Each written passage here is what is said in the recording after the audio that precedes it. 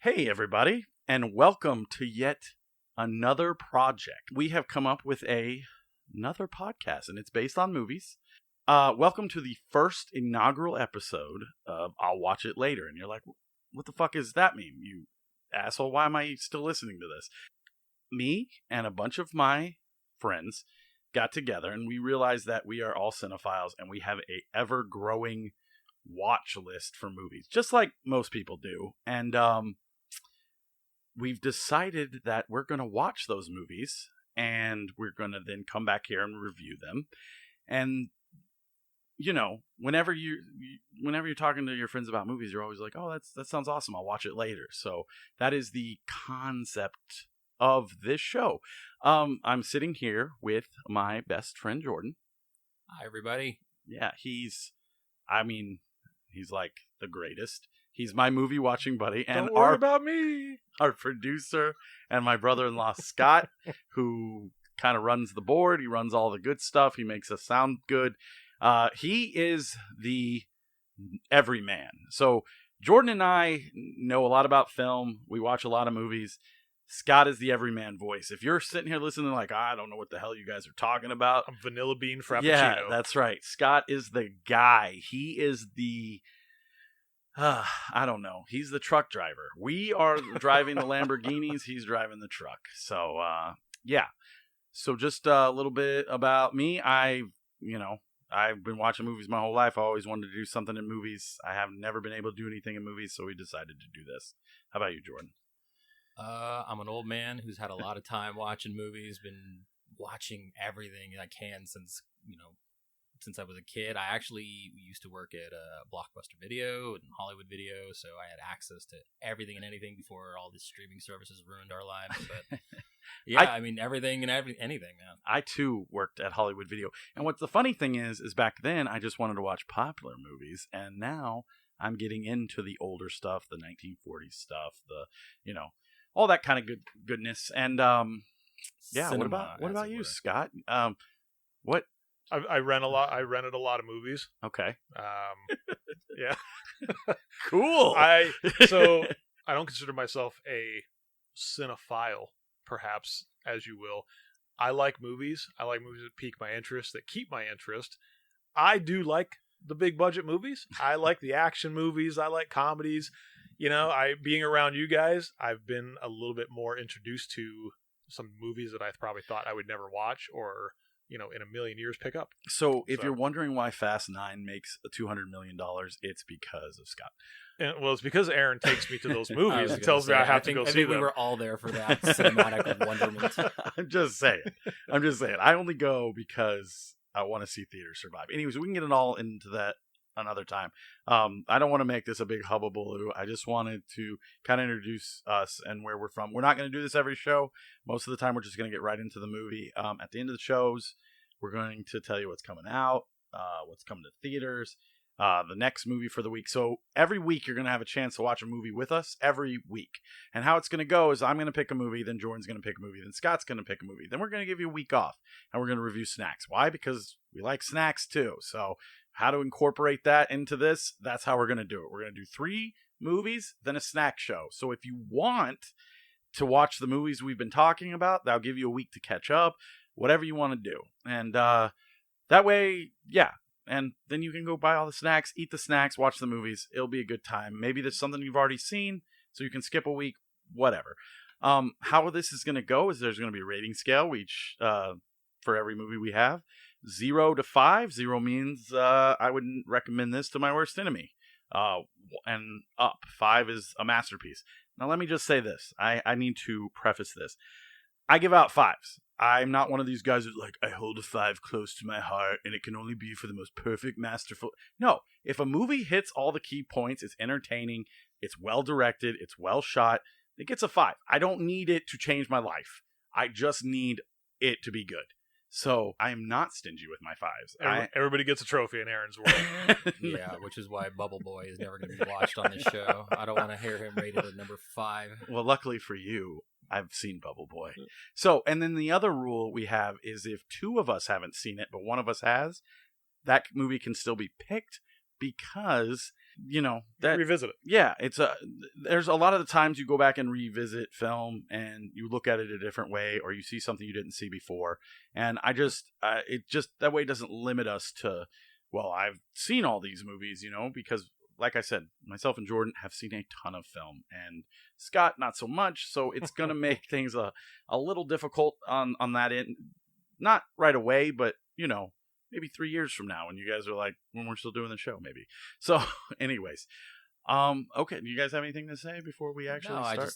For me, it's like I have done that where I have watched a movie, say in a theater, and maybe wasn't in the right mindset and totally just hated that movie, and then have revisited it years later after seeing other things and just had a better appreciation for it. May not still be the best movie, but it was like, all right, I like that movie.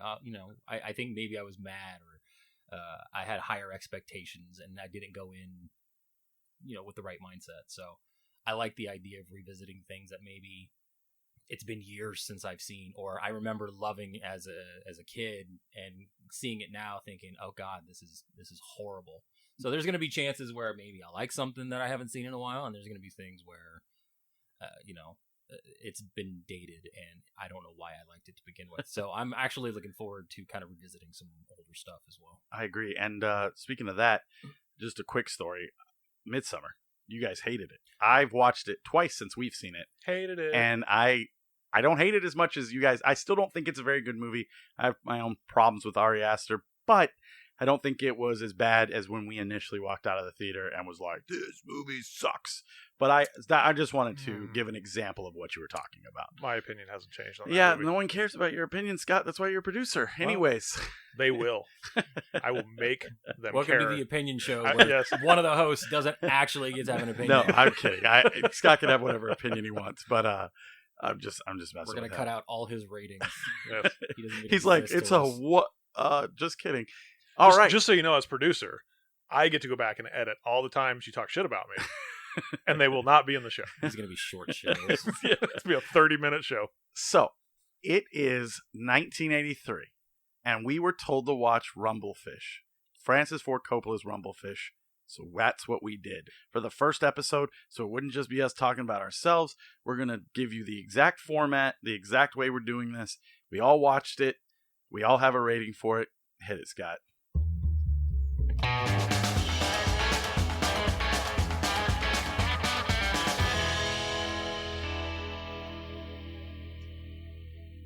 I don't understand. Why do you hate him so much? Huh? Well, I hate him so much because you kids think he's something he's not.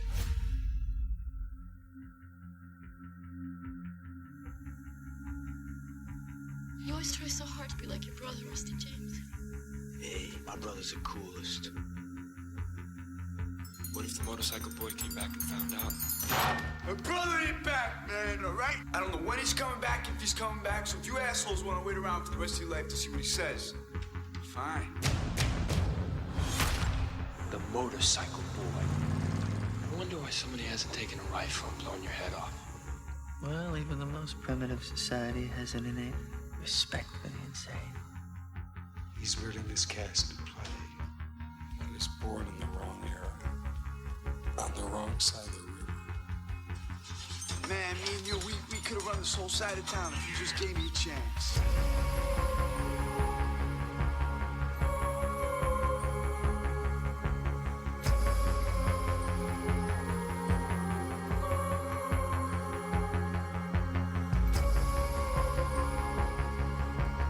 You know, we'd all be better off if you'd stayed gone.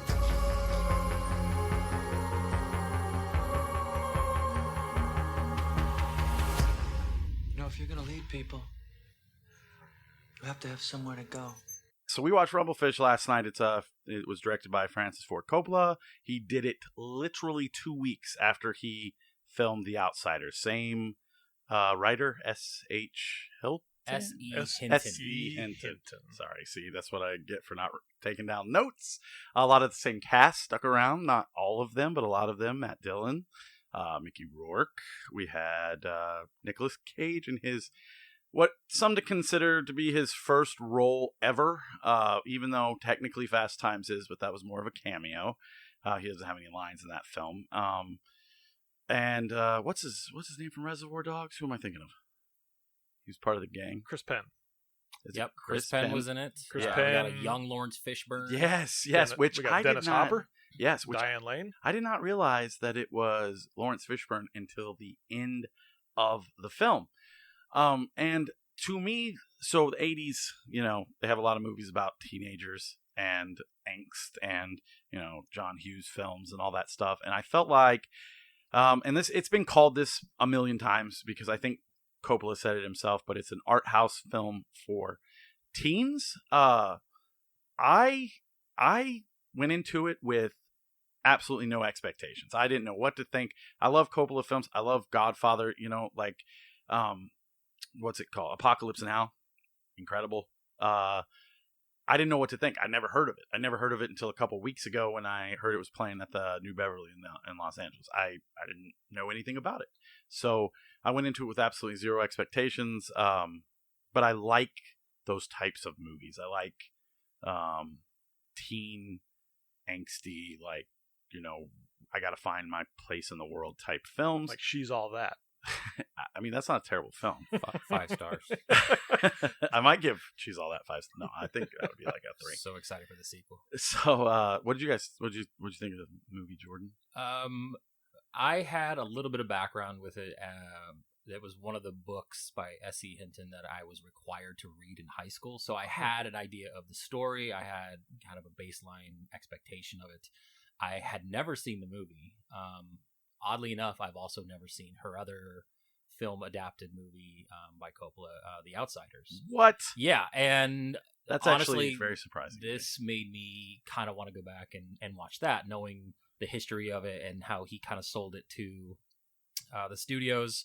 A little bit of trivia on this is that I guess The Outsiders didn't sit well with Warner Brothers, so they passed on trying to actually get this movie made. So I believe, if I'm right, maybe Sony Pictures or someone, they went ahead and picked it up. So yeah, it was literally a quick turnaround. He retained almost most of the cast.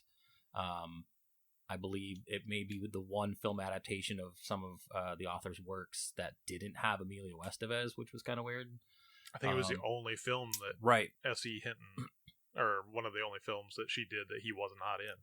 Which, by the way, also, I'm 42 years old. I've read this book probably twice, now watched the movie, and I just found out that S.E. Hinton was a woman. I did not know she wrote about angsty teenagers in Oklahoma as a woman, and I thought that was kind of cool. Made me kind of look into that a little bit more. But yeah, I mean, it's definitely very art house. It reminded me of Orson Welles, Citizen Kane type stuff, the way it was filmed, the way the sound was, the way the black and white, like high monochrome, the whites are very white, the shadows are very dark, and at some points it's like, okay, what am I watching? I believe that's kind of what the intention was. Very art house, very German film. It was inspired by old German films, actually. And the thing that you said about shadow, the thing that they could do in black and white that they couldn't do if it was done in color was Coppola actually painted a lot of, like when he's walking up to, was it Patty or Peggy? Patty, I think. Diane Lane's character. Patty's house. And you see him kind of skipping up those steps. Matt Dillon's character, Rusty James. Who? I think it's Rusty James. I don't know if it was said enough in that film. It was Rusty James, right? Yeah, I think it was Rusty James. Okay. You have any? I want to go back and actually count physically how many times because the opening scene, honestly, I think Lawrence Fishburne says Rusty James no less than 5 times before you even really see Matt Dillon. Right. Yeah. So he painted a lot of those shadows on, and that worked really well in that black and white imagery. I really liked Matt Dillon. I really liked Mickey Rourke in this. Pretty much the story is this kid's brother has been gone for 2 weeks and no one knows if he's coming back. He's kind of the leader of his brother, the Motorcycle Boys' old gang, kind of. They don't really respect him. But he has all this other stuff going on, and all he wants to do is be like his brother. Towards the end of the film, he realizes that he can't do that. His brother's this other person, and he's his own person, and it's just not, he's going a different path in life than his brother, and he starts to think his brother's crazy. But it's really just the reality around him that's crazy. There's lots of imagery in this. There's lots of subtlety in this. The moving clouds all the time in the film. There's so many clocks. Like every other scene is a giant clock in your face, and it's just representing the passage of time. And even when he breaks up with his girlfriend or Peggy,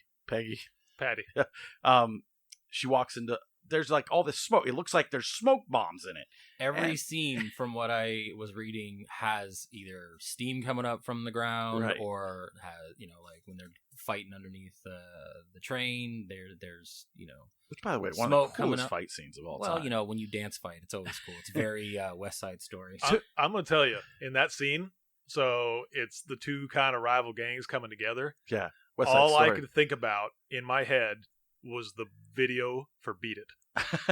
And I was know what? waiting for Yeah. them to start dancing and like holding hands and doing spins together and stuff. I mean, that's exactly what I was waiting Now for. I want to sync that music to that scene without anything and just kind of see that. I thought it almost felt like a play, and I don't know if Rumblefish is a play. Like at any time a musical could just break out. Yeah, the music in it was, and I don't want to use the word weird because I don't think it was weird. It just almost at the time, like, it would sync up with the dialogue to the point where, okay, are they about to sing? Like, it literally, it was every type of emotion that could be presented on screen was linked up to this soundtrack, and I just thought it was incredibly well done. I did do a little bit of research afterwards. I watched some of the supplements on the Criterion because I own the Criterion. Humble brag. And I guess the composer was actually there, and when they were doing their actions or whatever, he was playing behind them and stuff like that. So it did work. It worked very well. To me, this movie is better than The Outsiders, although I do really like The Outsiders. In fact, I would go as far as to say, and I'm not trying to bury the lead here, I'm not trying to automatically just give you my opinion, but I think this is one of Coppola's best films. And I love Apocalypse Now and The Godfather, but Godfather 3 sucks. And, it will always have that tarnishment. But I think that this movie, for being set in 1983, for its symbolism and its cast, fucking incredible. It was so good. I loved it so much. I just wanted to talk to Scott about it all night last night because we were sitting right next to each other, but we were like, we gotta save it for the show. There were so many things that we wanted to say at the time. Us. And we were like, just don't say anything. I'm going to go home. We're going to take it to bed at this point. Man, Oh yeah, no, I got the hot text like going, "Hey, I just want to talk about Rumblefish right now," and I'm like, "Nope, can't do it." I have my thoughts. The music actually was done by the drummer of the Police, Stuart Copeland, and he did it on at the time experimental instrument that wasn't really kind of used in a lot of things. So that's why it's very heavy percussion, very hard. Almost to the point where even that opening scene, it's very, it almost feels like he's banging on metal pipes. Yeah. Like it almost assaults you like in your ears and just gets you set up for just what you're about to see. And it does play well because I mean, it wasn't just a normal composer. It was Stuart Copeland, which is kind of cool. So I'm gonna hit you with some knowledge that I feel really dumb about, but I've never heard of the Police, especially as a cinephile. But I did not know that Nicolas Cage was Francis Ford Coppola's brother's son. All right, well, that was the last episode, everybody. That is legit common effing knowledge. I didn't know. I even knew that. Oh, but my I God. love Nicolas Cage, so you'd think it was something I'd know. Okay, look at this.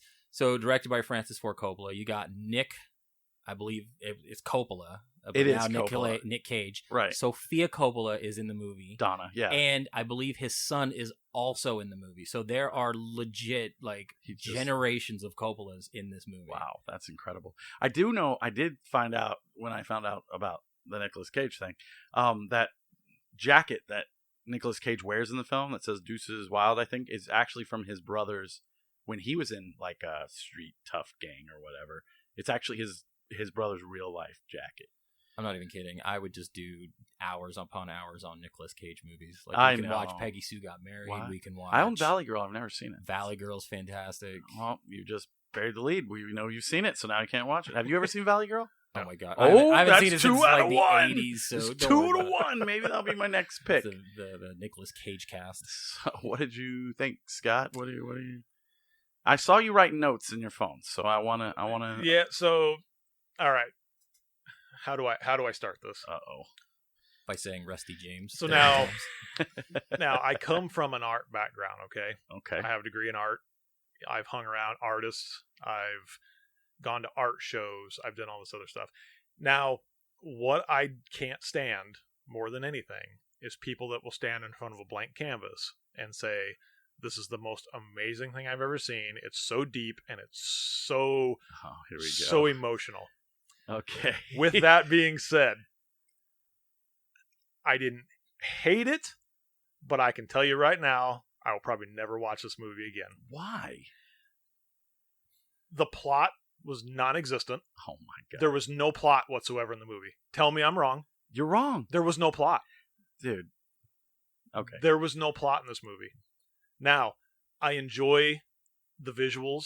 I enjoy the time references. I enjoy the clouds moving, the shadows moving, the music synced up to like the timing of like a clock ticking, the seconds, all that stuff. Like I can appreciate all that.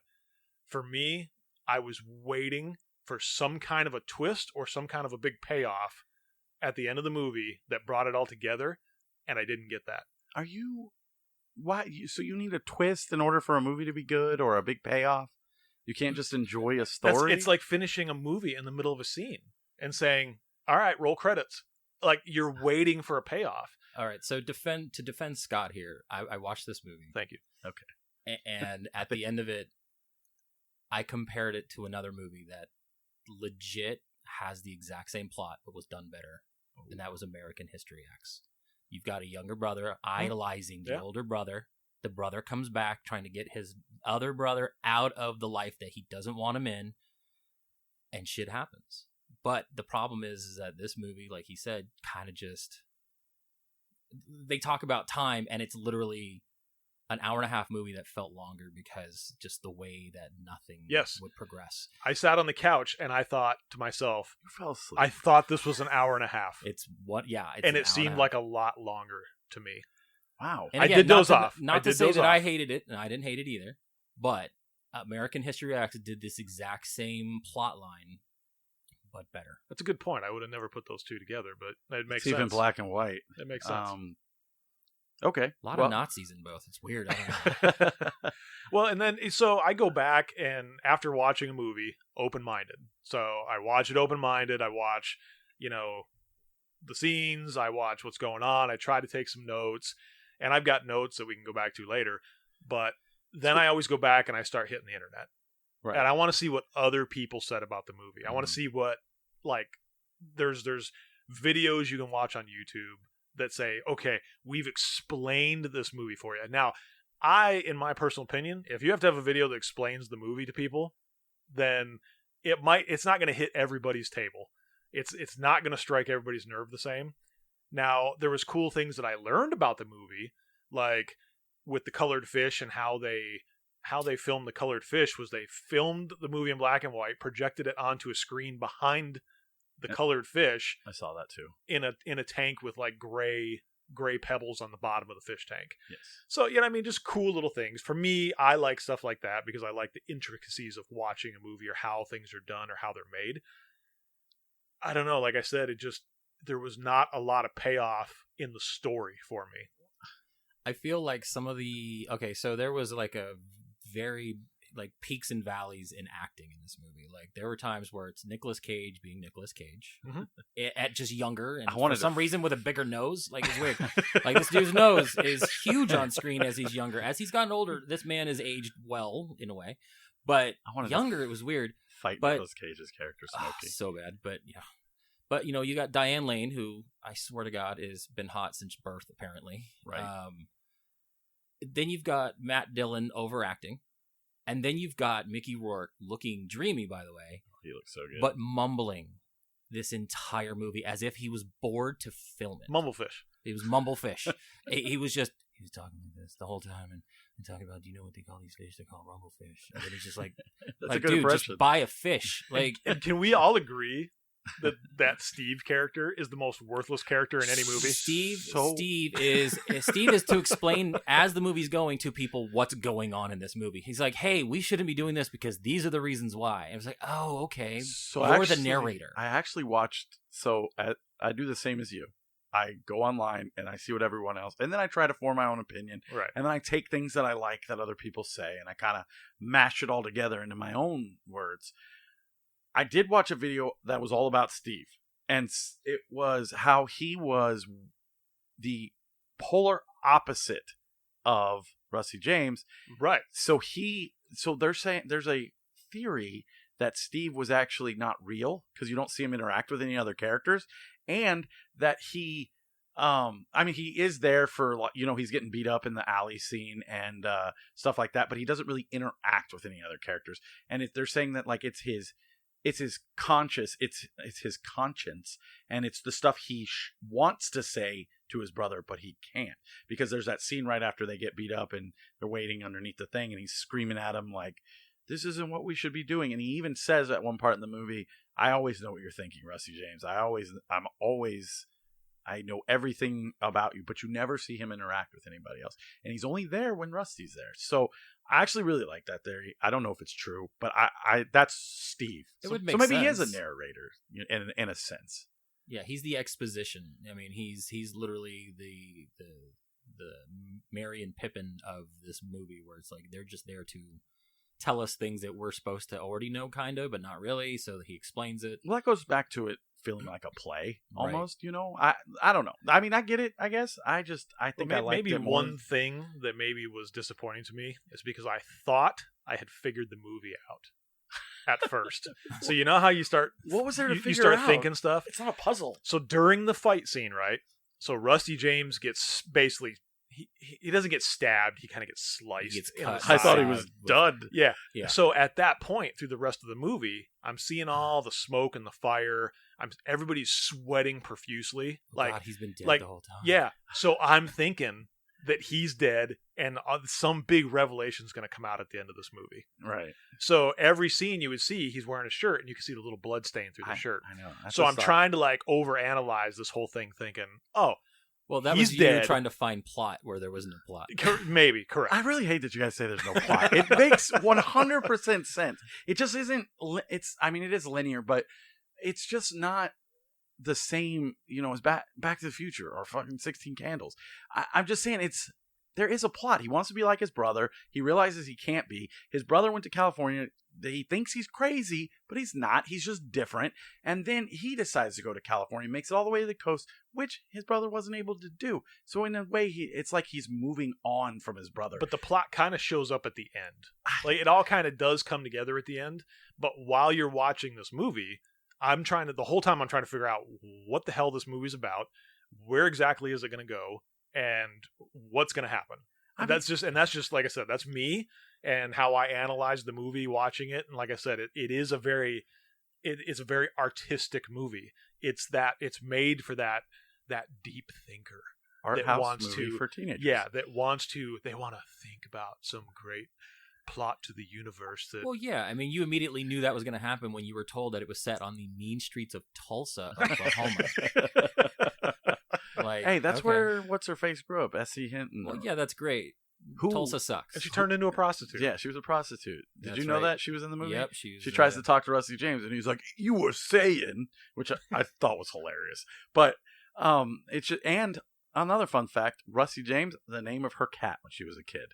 So that's another. Yes, I did read that. Yeah. So we've got probably one of the biggest casts that I've seen ever. Either up and coming names or names that we've all seen in tons of things. I mean, his dad.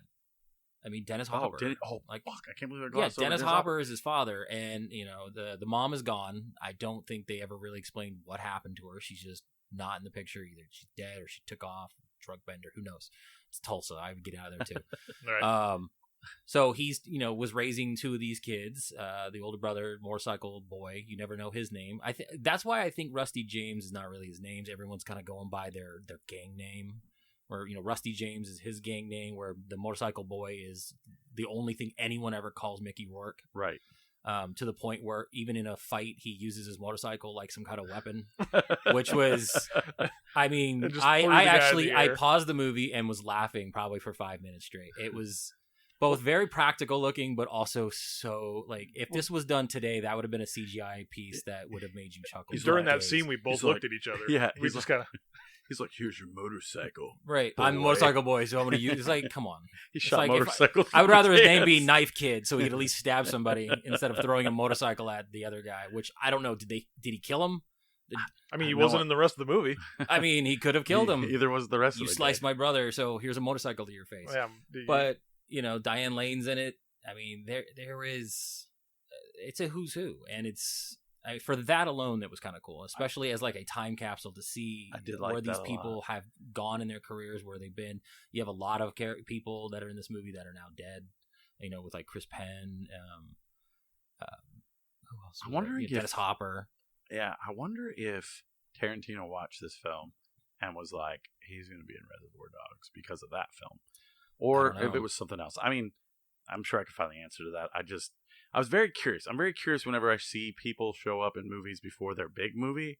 Right. Like, I wonder if this is the movie that got them that movie. You know what I mean? And there was a scene that I actually really did enjoy. I mean, like I said, I didn't hate this movie. There were points where it's like, okay, let's move along. But there was a scene where Tom Waits is talking about how time is. Oh, I love that scene. That was actually a really good scene because it does kind of play into that whole time is kind of counting down. Everyone has their end of time type of situation where it's like, okay, we're running borrowed time. Like, why waste what you have? And that's the kind of the whole point of Mickey Rourke coming back saying, look, yeah, I've wasted my life in this gang, doing this life, being this way. And this is why I want better. And this is why I want better for you. We need to get away from whatever abusive household we live in, all the mental illness that, we've supposedly inherited at some point. Mickey Rourke's talking about how he's colorblind, which is weird since they don't really describe how colorblindness actually works. Right, but that's he doesn't know how to see the fish. I think that was why the movie was in black and white, because you know what I mean? Right. That's how it felt to me, anyways. When they were explaining that, I was like, oh, like it's kind of show you through the lens of his eyes. At least that's how I took it. It might not be that it's at possible, all, yeah. But well, in black and white will give you huge contrast. Yeah. So sometimes you can't. It's easier. Like the first thing I thought of when I was thinking of the black and white was like when they released Sin City.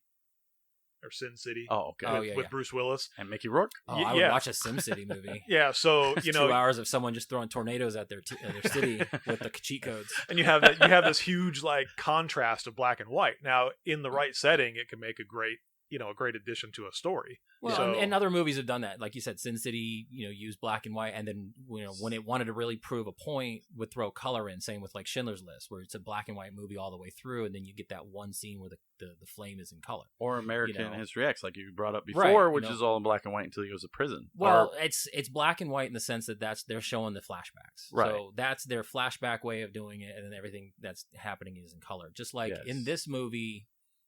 What's different from the book is that the book plays heavily on a lot of flashback scenes to kind of explain some of the history between Motorcycle Boy, the gang, the cop that I swear was also an overacting cop. Like, what did he do though? Well, the scene where like when they're in the pet shop and then like the cop is just kind of standing there and they're doing that like lower angle. It's like that typical I'm wearing sunglasses indoors, cop, small town cop. Well, you boys gonna do this? It's like. All right, dude. I didn't understand that part, and I'm not trying to be stupid, but like they were looking at the fish. He was clearly like affected by the fish, and the shop owner was like, "I don't carry much money." Like, well, the town is small, so they know who are these people. Yeah, they know I get Motorcycle that. Boy. He's gang member. Right. They knew it was Rusty James. The gang members. But they weren't known for thievery. You know what I mean? I'm sure they were known for all kinds of stupid crap. It's Tulsa. I don't know. That wasn't part of the story. Yeah. Apparently, Scott needs it laid out with like a coloring book, like paint by numbers, but it's in black and white. Yeah. Like I said, I just don't. I kind of. I'll take things at very face value. It's like when I watch a movie, I want it to lead me someplace, and I just didn't feel like that happened until towards the end, where I started to kind of then put it together and figure it out. But then I thought back and said, oh, well, what the hell was I watching for the last hour? Right. Like it didn't really explain it to me until towards the end, where I was like, oh, okay, I kind of figured it out now.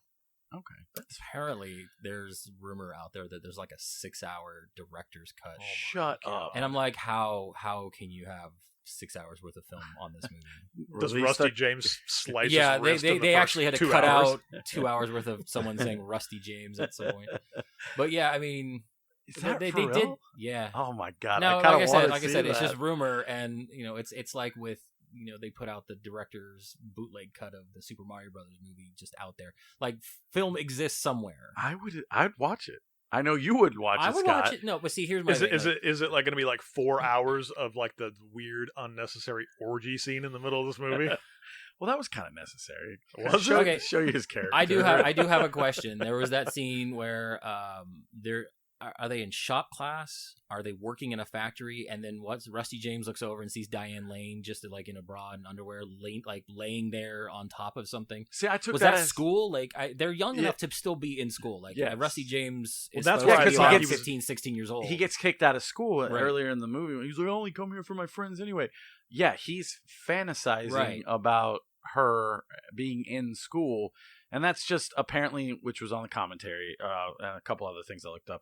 It's supposed to just be like it's his adolescent mind Right. processing sex and stuff like that. And just I'm 42. That Yeah. was on my mind too. I know, but I'm just saying it's just him being like, oh, I wish I could, bang this chick right now, anywhere I'm at. So that's every guy. yeah. Yeah. Well, I mean, I guess that plays into the you're telling the story of adolescence. Like, Yeah. it's high school. I mean, if we were going to do the movie right, and we were going to do that, I mean, that would probably happen through 90% of the movie. Yeah, I was gonna say that's the 6-hour director's cut. Just a lot of Diane Lane. I need more unfaithful scenes in Oh my God. in Rumblefish. Have you ever seen Unfaithful, Scott? No. Oh my gosh! Like, I really feel should like log for some me, time with that. yeah, like for me, that's a different podcast. That's more visual. Yeah.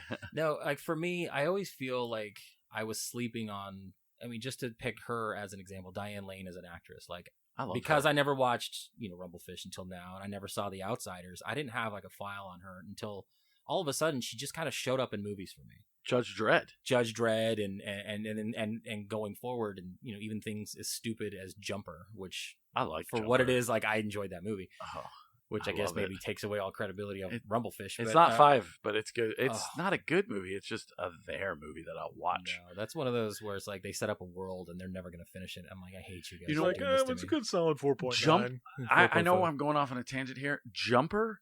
I watched the movie and then I bought the book because I wanted more Jumper. Right. And the book is absolutely nothing like the film. No, and I think they made a video game, and they tried to set up this world, and yeah, that's all. Yeah. Well, I guess speaking about the books, I mean, you read the book, Right. obviously. So how does the book compare to the movie? So there are differences. Now, S.E. Hinton was working with Coppola literally like hand in hand to get this script done. So all the changes that were made were done mainly by her and him to make the movie a little more palatable.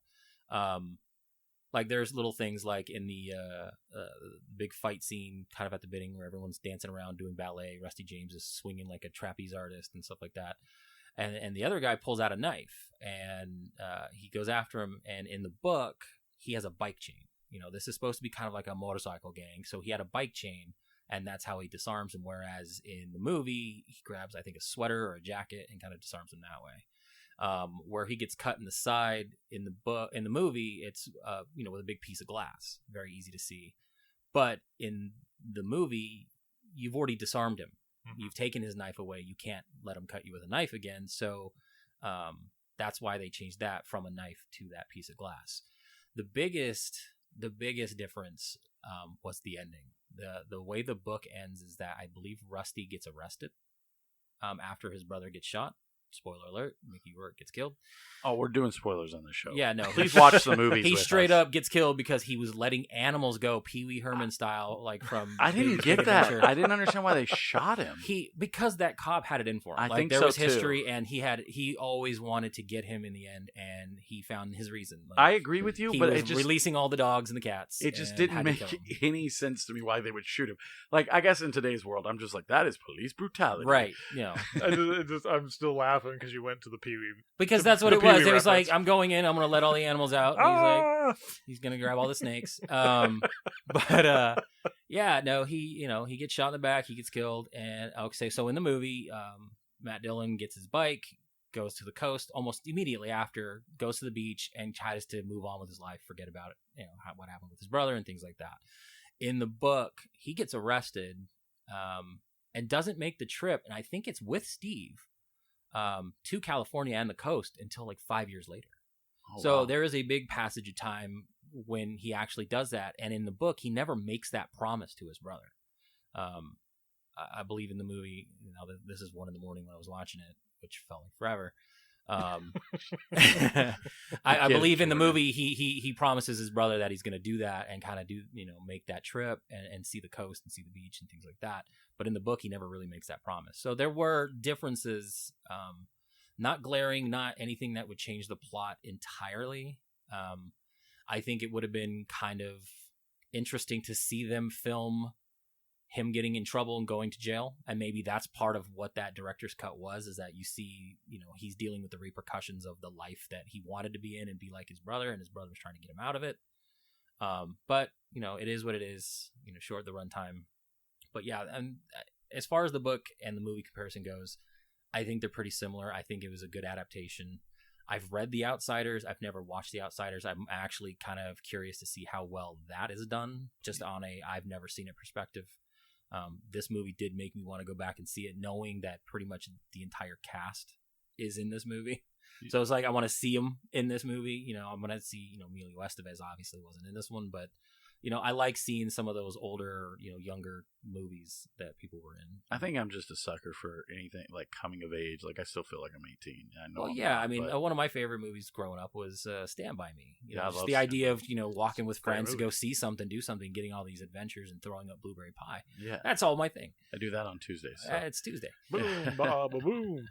All I know is they definitely wrote, like, her and Coppola wrote this film while filming The Outsiders. Right. So, like, she had to approve all this stuff. So, I don't know, man. I just, like I said, I think I liked it more than you guys, which is fine. But, yeah. For me, it was, I watched it. I enjoyed it for what it was. I'm not going to revisit it. I'm not going to sit there and be like, oh my God, you have to sit with me and watch Rumble Fish. I'll forget probably more than I remember. It was good, worth watching at least once, in your life. See, but I would like to see it in a theater with other people who are into that sort of thing. I would, if Alamo played it next weekend, and I didn't have any plans, I do have plans next weekend, but if I didn't, I would go sit down and watch it again, because I just like the the West Side Story, the whole atmosphere of it, Well, and, like, the symbolism, and just. But in that case, like, I feel like you could watch West Side Story and just get a better movie. I've actually never seen West Side Story, so. I mean, that I've actually seen. Whoa, Yeah. well, That doesn't was qualify for that Not was your, playing not your at, basic the bitch Alamo. anymore, huh? or I'll watch it later, I guess. 'cause The Everyman of Sharks and Jets. So, It's no skyscraper. That's Oh for my sure. God. God, I can't believe I saw that in theaters. So, all right. Well, I didn't realize that Jordan was going to be such an anchor here. That's so great. 'Cause he knew more than I did, and I sat there and read for 2 hours last night. So, I read faster. okay, you're much smarter, good sir. Much you smart, Uh-huh. me dumb. Anyways, You got the Everyman, the Caveman, and the Idiot. Which one's which? so with that being said, we would like to rate the film. I'll let you go first, Jordan, since you read the book, you watched the movie, but I need you to see The Outsiders, dude. You never Okay. heard Stay Golden Pony Boy? Here's the thing. Like, you grow up and you hear these lines, you see these things. Now everything's a gift, so you see the gifts. You do all this crap. You understand it. Like, I understand exactly where you're coming from. Like, you gather the information enough to be like, well, I've seen it. Just like and this is going to kill me because people love this thing. I've never seen Roadhouse, but I know enough of Roadhouse that I don't ever have to see Roadhouse. Dude, I don't have to. I don't need to see Dalton do anything. You should. Who cares? You should see Roadhouse. He's gone. I'll let you borrow Whatever. my copy of Roadhouse. I'll never watch it. I'll watch it later, and then that's when we wrap the show. No, but for me, like it was good to watch it. It was nice to have something that I had never seen before and experience it firsthand. It wasn't the greatest piece of cinema that I think I wanted to watch. I do love Citizen Kane, so I appreciated Coppola's use of the lack of color and all the contrast and all that stuff. It was very Orson Welles to me. I mean, I love that. That was great. I mean, I'm gonna be an idiot and spend $60 on a 4K of Citizen Kane. I'm that stupid. Like, I love that stuff. It's like with Ed Wood. Like, I appreciate when people use black and white and use it well, and that's what this movie did. I'm with Scott where maybe the plot wasn't as all there, and like I said, I'm comparing it to other coming of age stories where, like, you know, the brother and the younger brother or vice versa are trying to change their lives in some way. I think for me, if we're rating it on like 5, I would probably throw that right in the middle, just right in the 3. It was worth watching. I probably won't revisit it too much. I'm not going to sit there and spout how great it is to people. I'm not going to, you know, go crazy with it, but I think it was worth watching, and, you know, I enjoyed it, and I'll stick it on a shelf and it'll sit there and gather dust. But I'm glad I watched it. You know, Did you buy it? I rented it. Okay, good. So, Scott, I know you said you had notes. Did you get to those notes? If not, go ahead and get to those notes. Just kind of as we were talking, I just kind of went off the notes. It just kind of helps when I jot something down. It kind of helps me revisit or remember it. Okay. You know, yeah. I can't really say much more than what he said. I mean, looking at the cast, you look back at it and you go, man, there's a lot of people in this movie. It's got a star-studded cast, you know, and it's fun to watch old movies that people are in that you can kind of look back and look at, like, oh, Mickey Rourke, you know, look at all the work he's had done to his face. What happened? Yeah. Ugh. You know, and it's fun. So pretty.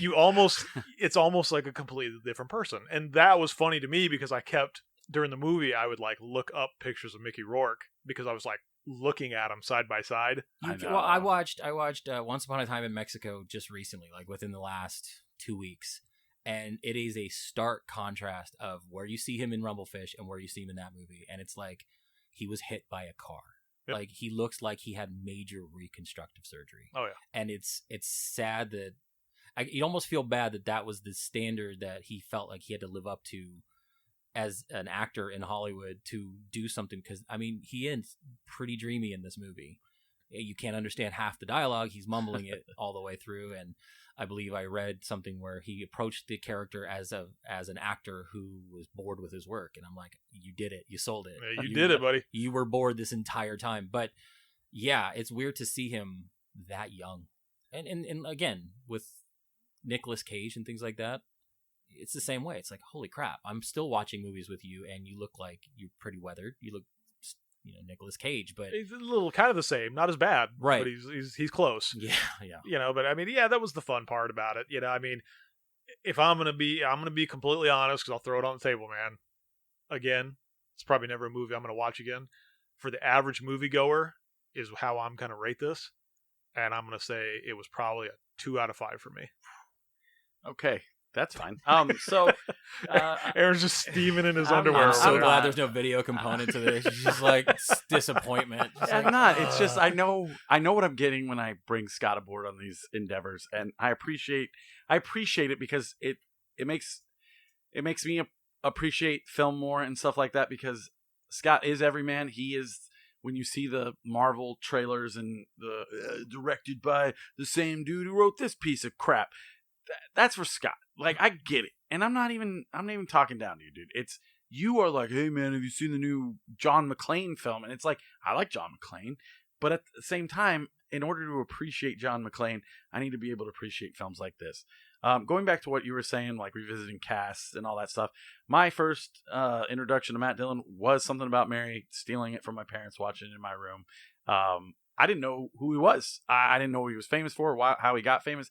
As time progressed and moved on, he started doing other films, and he has aged poorly, in my opinion. He kind of looks goofy in everything he's in now, but it's just, I like going back and seeing where people have come from, the films that made them, put them on the radar, put them on the map. I like symbolism. I like having to think about a movie for days after I watch it. I like being like, wait, should I, like, going back and being like, wait, I don't remember that part, or oh, I look at this completely different now. And I've been doing that recently with a lot of film, and it's not a masterpiece, but I do think it's in the top 3 of Coppola's films. I think it was deeply personal to him, hence why every one of his family members was in it, hence why his brother's jacket was in it. It didn't have the same impact as The Outsiders, which is a great film. Like, don't get me wrong, but that was a studio film. This is something Coppola clearly cared about. He clearly put a lot of he must have read this book like you did, and said, this is me. This is like sometimes when I watch movies, I'm like, this movie is made about me. Like, and the director doesn't even know who I am. Clearly, no one does. But I feel like that's how Coppola did it, and he was going to make it his own way. And he strategically put Cage where and Rourke and Dylan, and I found that all to be like chess pieces across the board. I'm not giving it a 5. Don't worry. What? I am going to give it a 4. Everything I am going to gets a give it a 5. 4 because I felt like you guys with the runtime. I thought it was an hour and a half. Felt like it was 3 hours long. And there were parts that were slow, but overall, I really enjoyed the symbolism, the smoke. I enjoyed discovering new things about the film as it went along. That's just my. But based on what you just said, that you would go back and think about these things, is this an actual movie that you're going to sit there for days and analyze? Like, no, but for me, like, this was one and done. I looked into a lot of things. I did recognize certain things in the movie. I have been thinking about it since. Granted, I'd watched it yesterday, but if I had watched this at the beginning of the week, I still would have been thinking about it and prepared for today to do stuff. But after today, honestly, I'm going to just dump it out of the trash bin, and it's never going to register with me. Well, there's nothing to think about. There's two sides to it. Is, do you watch a movie and you want to learn about it because it piqued your interest so much? Correct. Or do you want to learn about it because you had no idea what was going on? Both things. Both things. I wanted to learn about it. Like, I would read the book now. Like, I'm just saying, I understand where you're coming from, and you're challenging me and all that good stuff. No, it's after tomorrow. I'm never going to think about it again. But if I'm texting you and I'm looking through the Alamo and or whatever, the Majestic, whatever it's going to be, or even Harkins, and it's like, hey, we're going to play Rumblefish on 35 millimeter on a Saturday night at 8 p.m. I would consider buying a ticket. So, and I would go with you because I love movies enough to want to experience. So that's all I'm saying. It's not something that's going to stay with me for the rest of my life, and I'm not putting it in some best film of all time category. I just think for a director as big as Coppola, as renowned as Coppola, as good as him, making this film was a lot of fun for him. I think it was a lot. It was very personal, and I appreciate the art. So a 4 for me. What did you give it? I gave it a 3, just right down the middle for myself. Yeah, I gave it a 2. 2. So, and if you go to the theater that night, I'll be washing my hair. Yeah, we know. I'll have softball. Washing his beard. So yeah, guys, that's pretty much how the show is going to go. We're going to pick another movie to watch next week. And then we are going to give you a show every week. How this will go from here on out is at the end of the show, we will bring it down. We will go and look at up-and-coming movies we're excited for in the theater, stuff like that.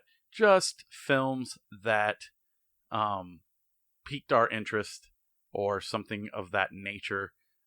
It might be films we've already seen. We're not going to go deep into them, just stuff you can pick up throughout the week or whatever. So, Jordan, what movie will I be watching later? So what you will be watching later will be the 1998, and in my eyes, classic, not to taint it or anything, but the movie is Dark City, directed by Alex Proyas. He directed, I believe, The Crow. I've never seen The Crow. Rufus Sewell. Oh, I know. I love telling people that just to get that reaction. Never seen it. Okay, so now, just to derail my pick for a second, not only will we be watching The Crow at some point, we will follow it up with the companion piece. It's a show on Shudder called Cursed Films, and they talk about the making and the tragedy regarding The Crow, and I highly suggest that TV show. Here's what I can promise you. Amazing. For Dark City, I will watch The Crow to have reference. Okay? That would... I will watch The Crow to have reference next week. Okay. With Dark City. I will double feature it up for that. Now, this one admittedly didn't do well in the theaters. I personally, as someone who has seen it and I've watched the director's cut, I love this movie. It's got Rufus Sewell, Kiefer Sutherland, Jennifer Connelly, William Hurt. So you picked a movie you've seen but we haven't seen. So you're already using the rule. Yeah. Okay. Yeah, I've made a list, but the more I keep thinking about this movie, and honestly, I have a friend that went to an estate sale and literally picked this movie up on DVD and said, "Hey, have you seen this?" So for me, this made sense. It just keeps coming up in my head. It's got people like Richard O'Brien, who played Riff Raff in Rocky Horror Picture Show. Nice. Bruce Spence, who is a name that you probably wouldn't know, but you would know of him when you see him. He played the Mouth of Sauron in the deleted scenes Lord of the Rings, Return of the King. He also played the Train Man in the Matrix movies. Oh, okay. So he's a face that you'll know, but no one knows his name. Melissa George. I mean, it's a very interesting movie. It's very neo-noir, detective type story. A man wakes up wanted for murder, doesn't know why, and then weird, crazy stuff keeps happening. And it's really cool. So and this movie, it's another dark movie. So we're going from a black and white, dark, gritty type movie to a legit, not only in the title, but just setting wise, a dark movie. And I'm all for it. So this film has actually been suggested to me no less than 100 times in my life, and I have just never watched it because I've always seen the cover, and I'm like, okay. And that does not sell this movie. And I'm not shitting on it in any capacity. It's one of those movies that's been on my watch list for a million years, and I've just never got around to watching it because I've never had the time, or I've always found something else to do. So I'm excited because it's forcing me to watch it.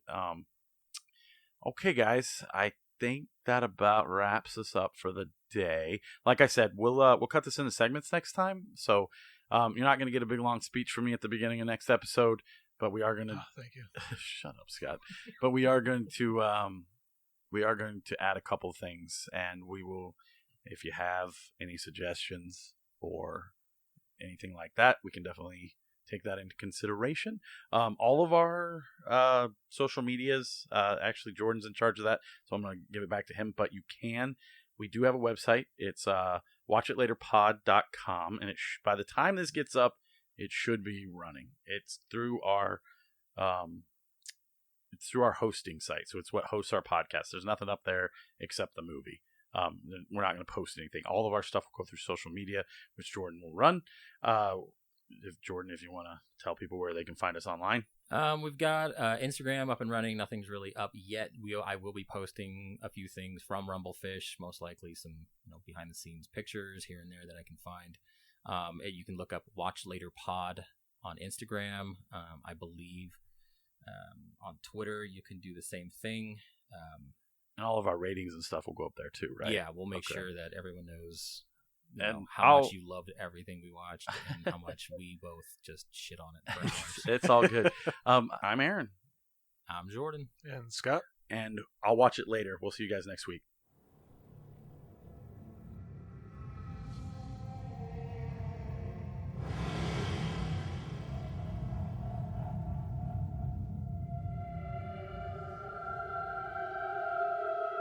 First, there was darkness.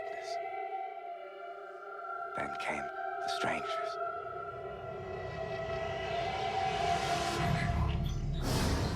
They come when we sleep. Seeking a cure for their own mortality. To steal our thoughts. Our souls makes us different from them. To shape our memories. We have much to do. To take away all that makes us human. It is time. Who are they? Answer me! But one of us knows their secret. You saw something, didn't you? I don't think the sun even exists. And one of us... We are running out of time. No escape. ...has the power to stop them.